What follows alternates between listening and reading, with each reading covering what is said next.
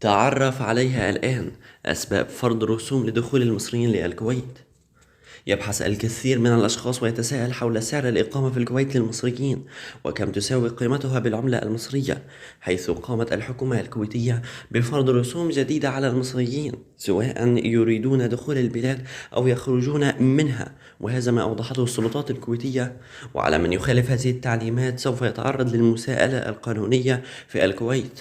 ومن خلال هذا الفيديو نجيب كل التساؤلات. أسباب فرض الرسوم على دخول المصريين للكويت. قامت السلطات الكويتية بفرض قرار عاجل برفع الرسوم الخاصة بدخول المصريين وخروجهم من وإلى الأراضي الكويتية. وأتى هذا القرار بسبب فرض السلطات المصرية رسوما على دخول الكويتيين إلى مصر في العام الماضي، حيث وصلت هذه الرسوم إلى 25 دولارا. لكن الآن كم تبلغ قيمة الرسوم الجديدة التي تفرض على المصريين في الكويت؟ قيمة الرسوم الجديدة التي فرضتها الكويت على المصريين بلغت حوالي 9 دنانير، أي ما يعادل 568 جنيه، ويجب أن يدفعها المسافر عند دخوله أو خروجه من الكويت. المستندات المطلوبة للإقامة في الكويت. طلبت السلطات الكويتية عدة مستندات يجب أن يحضرها الوافد أو الوافدين الذين يريدون الإقامة في الكويت، وهذه المستندات هي: إحضار إذن عمل من وزارة الشؤون الاجتماعية والعمل، شهادة صحية بإخلاء المقيم من الأمراض، شهادة صحية أو ضمان صحي، سمة الدخول، صورتان شخصيتان، صورة الاعتماد التوقيع أو صورة الاعتماد التوقيع للكفيل، جواز السفر الأصلي، صحيفة الحالة الجنائية.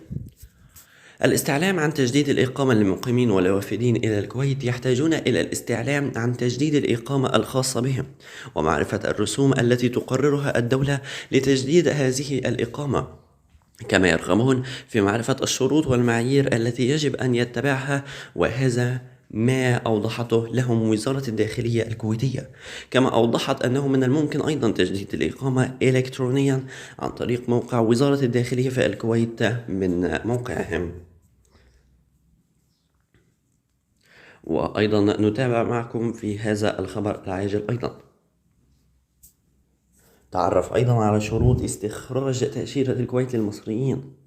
تتضمن المتطلبات الأساسية للحصول على تأشيرة زيارة إلى الكويت للمصريين لعام 2024 ما يلي: يجب أن يقتصر منح التأشيرة على الأقارب من الدرجة الأولى مثل الولدين والزوجة. يجب ألا يقل راتب الشخص المعين في الدولة عن 400 دينار أو حوالي 1300 دولار أمريكي، بالإضافة إلى شراء تذكرة طيران ذهاب وعودة للزائر من خلال شركات الطيران. الالتزام بكافة القوانين واللوائح التي تصدرها وزارة الخارجية الكويتية. تمنح التأشيرة لجميع الأفراد الحاصلين على مؤهلات جامعية وأيضا المؤهلات الفنية. التأشيرة مطلوبة لبعض الدول التي حددتها وزارة الخارجية. يجب تقديم استمارة طلب التأشيرة عبر الإنترنت باستخدام الموقع الإلكتروني لوزارة الخارجية المعروف بمنصة متى. في حال حدوث المخالفة تتكفل مباحث الشؤون القانونية في الدولة بمتابعتها.